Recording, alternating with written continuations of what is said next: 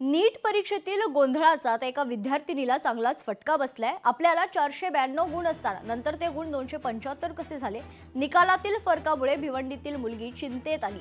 दोन वेगळ्या निकालाने विद्यार्थीसह पालक देखील चिंताग्रस्त आहेत। लाखो रुपये फी भरून झालेल्या गोंधळामुळे कौटुंब आता खरं तर निराशात असल्याचं पाहायला मिळतंय।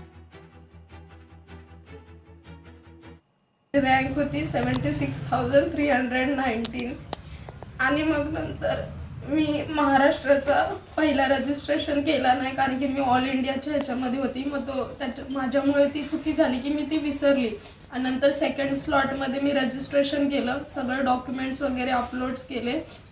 जेव्हा सिलेक्शन लिस्ट येते त्या सिलेक्शन लिस्टमध्ये माझं नाव आलं पण कॉलेजचं नाव नाही आलं। मग त्याच्यामध्ये बघितलं तर रँक माझी पूर्ण डिफरंट दाखवत होती।